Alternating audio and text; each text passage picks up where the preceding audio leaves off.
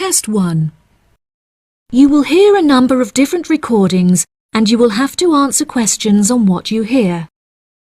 There will be time for you to read the instructions and questions, and you will have a chance to check your work. All the recordings will be played once only. The test is in 4 sections. At the end of the test, you will be given 10 minutes to transfer your answers to an answer sheet.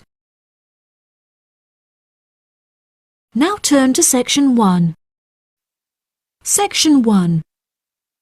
You will hear a man phoning to inquire about hotel information. First, you have some time to look at questions 1 to 4.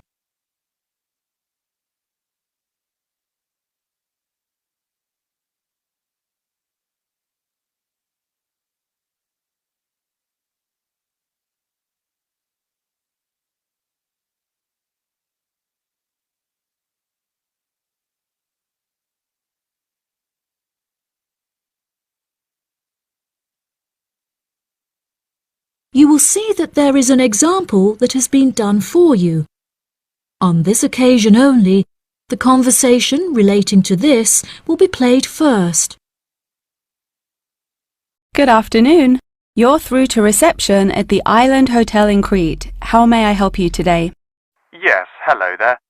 I'm hoping to book a double room for my wife and myself for about 2 weeks, from the 25th of April of this year.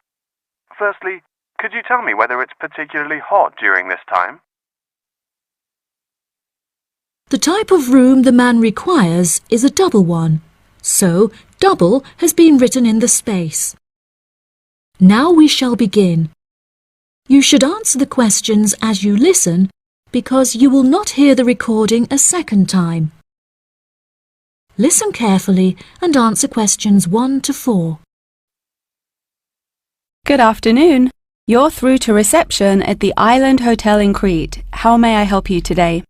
Yes, hello there. I'm hoping to book a double room for my wife and myself for about 2 weeks, from the 25th of April of this year. Firstly, could you tell me whether it's particularly hot during this time? Yes, of course, sir. During late April and early May, the daytime temperature shouldn't exceed 19 degrees Celsius. But the weather has been rather erratic and difficult to predict in recent years, so I am unable to say for certain. Okay, that sounds good. My wife doesn't like going outside when it's very hot. I haven't booked flights yet, but I must say that I'm unfamiliar with Crete and its transport system. Does the hotel provide an airport shuttle service? Yes, sir. We provide a complimentary airport pickup service for all our guests. It takes about 40 minutes to get here from the airport, but it's at least 60 minutes at rush hours. And you will be provided with a fully air-conditioned shuttle bus. Okay, excellent. In that case, do you have any rooms available for the dates I gave you? I shall have a look on the system now for you, sir. Bear with me just a moment. Yes, sir. I can see now that we have several rooms available. Would you prefer a garden view or a sea view? Well, ideally I would like a sea view room with a balcony, but of course that depends on the difference in price. Not to worry, sir. All of our standard double rooms have ensuite facilities and a balcony. If you would like one of our sea view rooms, there is a premium of €60 per night. Okay, so could you tell me the total nightly rate for a standard double room with a sea view? Yes, of course, sir. For the spring months, our rate is €216 per night. For 14 nights altogether, this will come to €3,024. Perfect.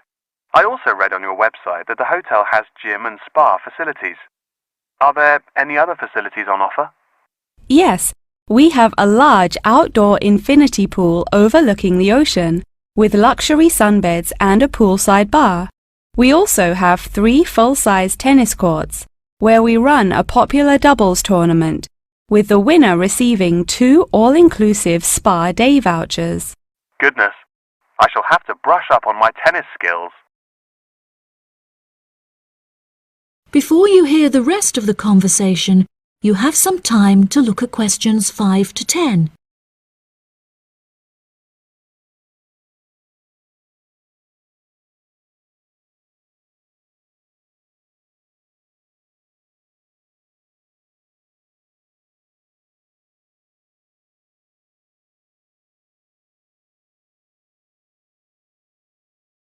Now listen and answer questions 5 to 10. Are there any other activities organised by the hotel that we can partake in? It's just that it's our wedding anniversary on the 30th of June, and I would like to provide my wife with a perfect romantic getaway. I can assure you, sir, that your wife won't be disappointed. Ours is a 5-star resort which is renowned for its luxury and beauty. In terms of activities, the hotel provides thrice-weekly entertainment. On Tuesdays, guests will take a minibus and partake in learning to cook succulent fish dishes with our Michelin-starred chef Enrique. The class will take place in a beautiful valley deep in the Cretan hills, where guests will be treated to an intimate piano performance by our in-house concert pianist Pedro. On Wednesdays, a select number of guests will be fortunate enough to explore the mountains by helicopter, before being transported to a tropical Cretan garden by shuttle bus. Finally, on Thursdays, after a fancy dinner, we provide a spectacular fireworks display, which guests can view from the comfort of a cable car. Oh wow, that all sounds absolutely wonderful. I shall book the room now, and then I need to look at flights so as not to become extortionate. Would you like to take my details now or later? That is the end of section 1. You now have half a minute to check your answers.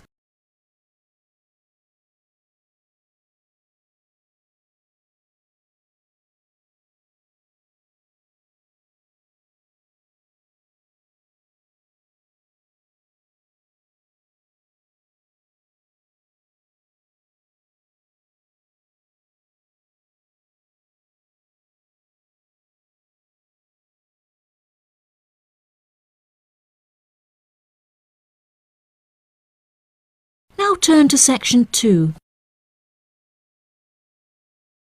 Section 2. You will hear part of a radio program about online exchange business. First, you have some time to look at questions 11 to 14.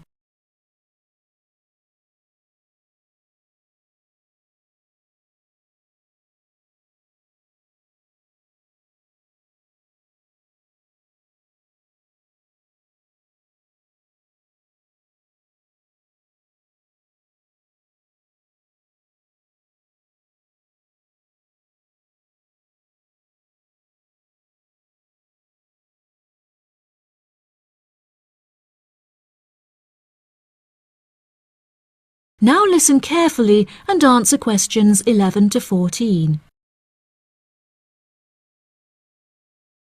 Barter Online UK is a young up-and-coming website in the United Kingdom where users can buy new and used goods. However, instead of paying with money, registered users instead exchange their purchase for an item of similar value. This part is perhaps the most complicated, as the registered users themselves must mutually decide on an appropriate value, with value either being the recommended retail price, RRP, or simply how much they believe the item to be worth. The website has been founded by a group of 4 friends in the north of England. Originally, they exchanged their belongings among family members. They frequently found themselves swapping their belongings when they no longer had any use for them. They live by the motto, "One person's trash is another person's treasure," and hate to throw things away. As more and more people caught wind of the idea and wanted to participate in the exchanges, the group decided that the idea had the potential to become a successful business venture, and so it did. Barter Online UK is a start-up online business, which took 3 months to set up, and has now been running for around half a year.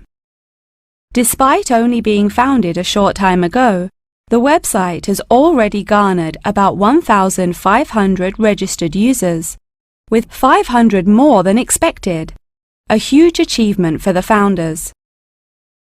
Some of the users are registered in the United Kingdom and Canada, with the majority from the Republic of Ireland.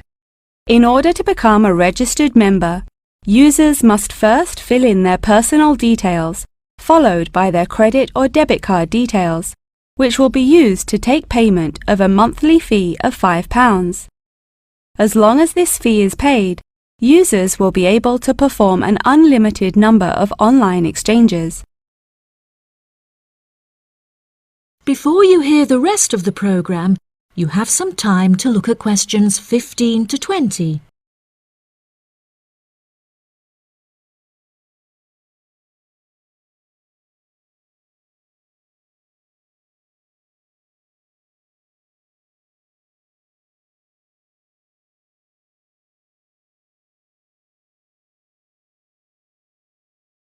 Now listen and answer questions 15 to 20. A multitude of items are sold on the website, such as textbooks, soft toys and tools.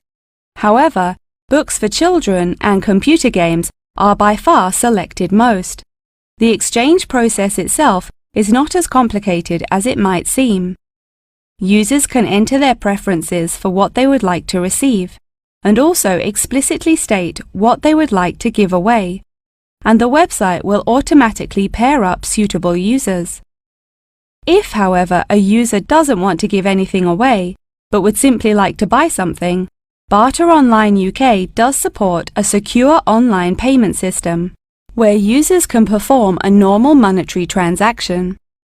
Despite this, the founding group strongly discourages the use of the online payment system, clearly stating that this goes against the intended ethos of the company. Although bartering is an age-old process, many of the website's users are unsure how to decide which of their own items to exchange.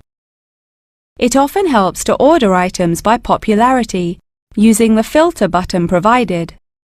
This will tell the website to find out popular items for users' convenience. To this, the founding members say, just put everything you don't want on there. Different people have different tastes, and you never know what they might be looking for. In order to aid registered users in their exchanges and to provide them with assurance, the founders recently added a new feature whereby on completion of an exchange, users will be encouraged to provide each other with feedback. This feedback will include criteria such as the quality of the item as compared with how it was advertised, the ease of communication with the seller, the speed at which the item was delivered, and so on. The friends believe that using this method, users will have a more transparent and trustworthy bartering experience. That is the end of section 2. You now have half a minute to check your answers.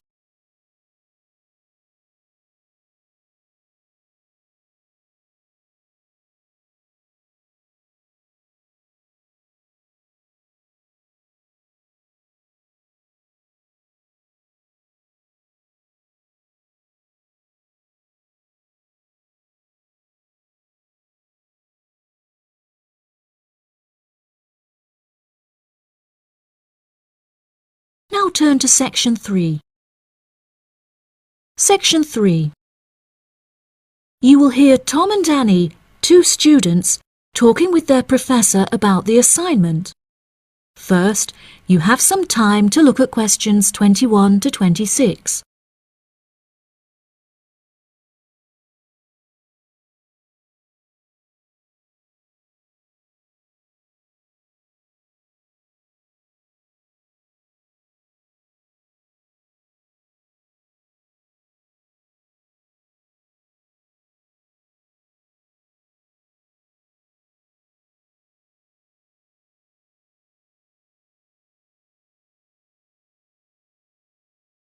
Now listen carefully and answer questions 21 to 26.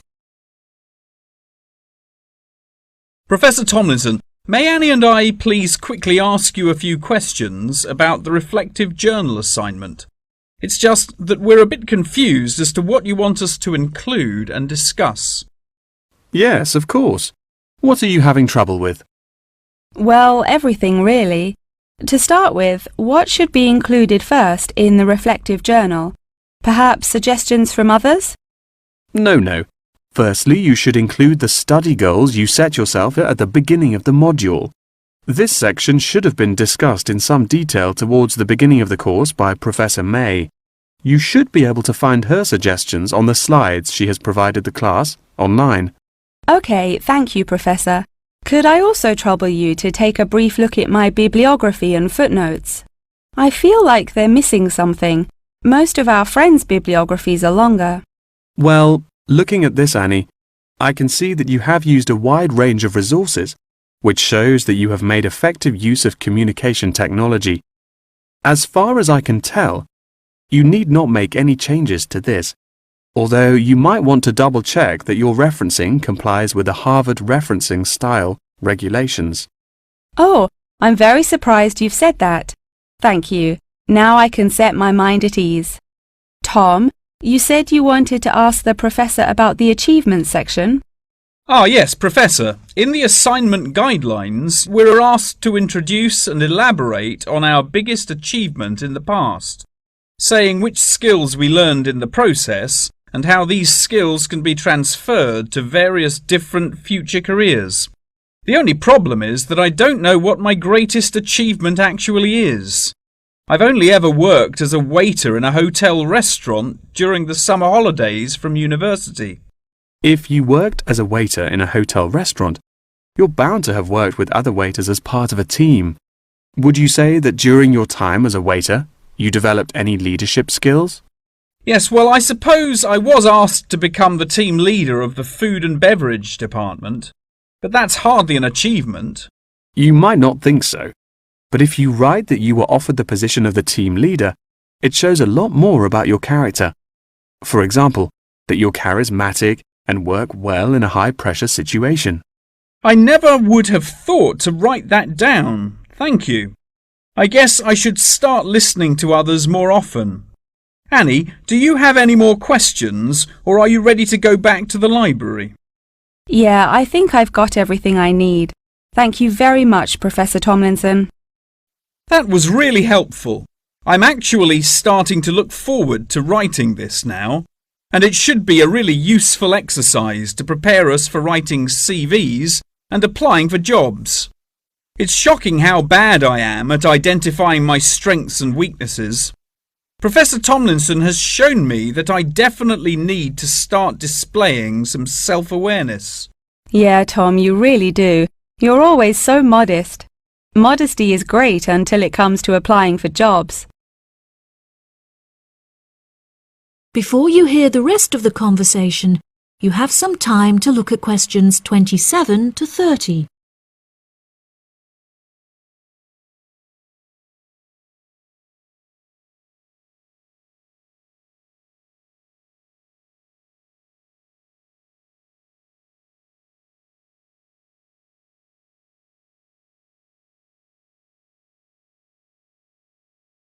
Now listen and answer questions 27 to 30.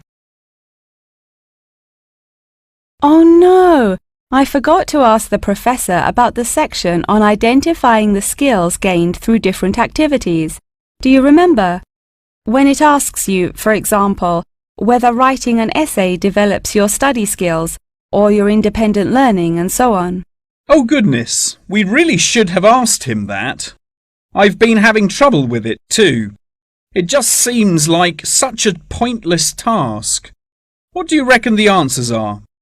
I think writing an essay might be a way of identifying and resolving a problem, because you have to state the problem in the introduction and then solve it. I'm not so sure about taking exams. I thought they were supposed to develop lots of different skill sets. If I really had to choose, I'd say that taking exams enables you to become more confident in yourself. Do you agree? Maybe. I really don't know either. What do you think about the last two? Making class notes and presentation notes? Oh, it's so difficult. I think making class notes has to be a way of becoming a more independent learner, because you yourself decide what the important information is and learn it. That reminds me, I find taking presentation notes is a disaster. The professors speak much too quickly, and I write much too slowly. That is the end of section 3. You now have half a minute to check your answers.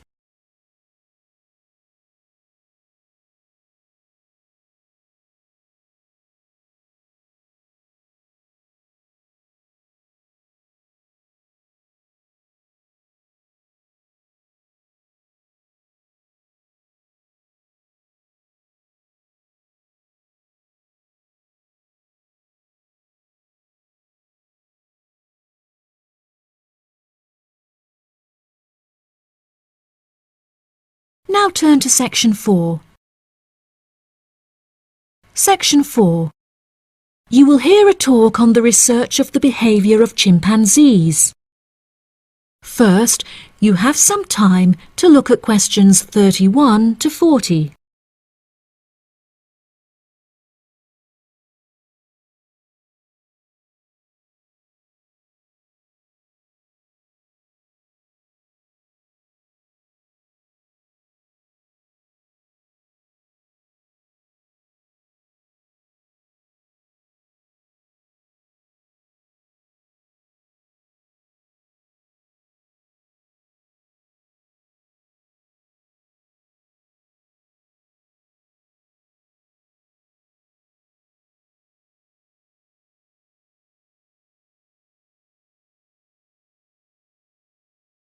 Now listen carefully and answer questions 31 to 40.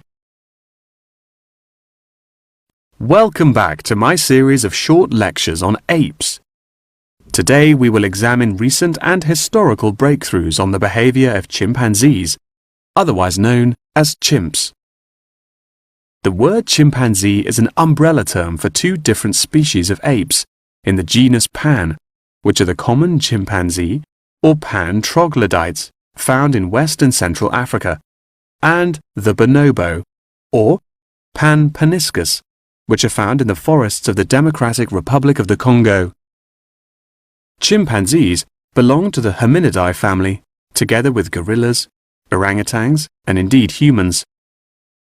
Current research tells us that the chimps broke away from the human branch of the Hominidae family approximately 6 million years ago and remain the closest living relative to humans to this day. More modern researches into chimpanzees have centered on their behavioral characteristics, once all biological and genetic factors have been ruled out. In this way, scientists have unearthed an unfathomable amount of similarities between human and chimpanzee behavior. Although much of this research has taken place through observation of captive chimps, the results are widely seen as an authoritative reflection of chimps living in the wild. Chimps live in large so-called communities comprised of many male and female members, with the social hierarchy determined by an individual chimp's position and influence. Through such research, scientists have found that chimps learn and adapt through observation of others' behavior. Once in power, the alpha male is often seen to alter its body language in order to retain power. For example, he might puff himself up in order to intimidate others, while lower-ranking chimps are noted to behave more submissively and holding out their hands while grunting. Female chimpanzees also have a distinct social hierarchy, with high social standing inherited by children. It is not unheard of for dominant females within a community to unite and overthrow the alpha male, backing another in his place. James Diamond, in his book The Third Chimpanzee, suggests that chimps should now be reclassified in the genus Homo instead of Pan, and there are many arguments still in favor of this. Male common chimpanzees are, on average, 1.7 meters in height, weighing 70 kilograms, with their female counterparts being somewhat smaller. By comparison, the bonobo is slightly shorter and lighter, but with longer arms and legs. However, both species walk on all fours, and climb trees with great ease. Jane Goodall made a groundbreaking discovery in 1960 when she observed the use of tools among chimpanzees, including digging for termites with large sticks. A recent study claimed to reveal that common chimpanzees in Senegal have been using spears sharpened with their teeth to hunt. However, these reports remain unsubstantiated. Researchers have witnessed such tools, namely rocks, being used by chimps to open coconut shells, and indeed crushing nuts with stone hammers. As scientific technology has developed, so too has our knowledge of the sheer extent of the chimp's intelligence. Research has now shown that chimps have the capability to learn and use symbols and understand aspects of the human language, including syntax, as well as numerical sequences. As I mentioned earlier, the umbrella term chimpanzee is comprised of the common chimpanzee and the bonobo. These two subspecies are divided along the Congo River, with the common chimps living on one side and the bonobos living on the opposite side of the river.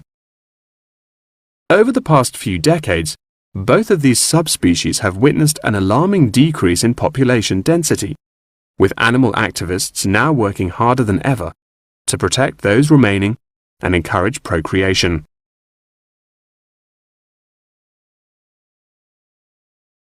In addition, next week's episode will focus more closely on how chimpanzees in captivity are able to learn things through imitating the behavior of humans, as well as how chimpanzees' behaviors have developed over many generations.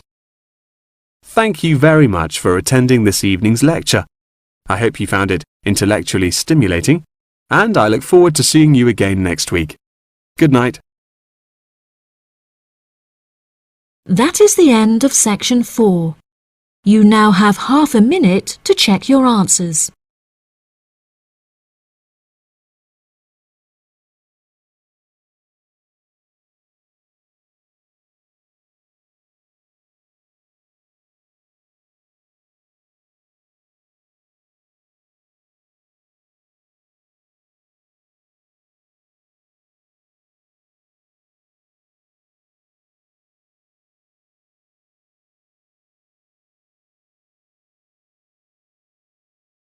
That is the end of the listening test.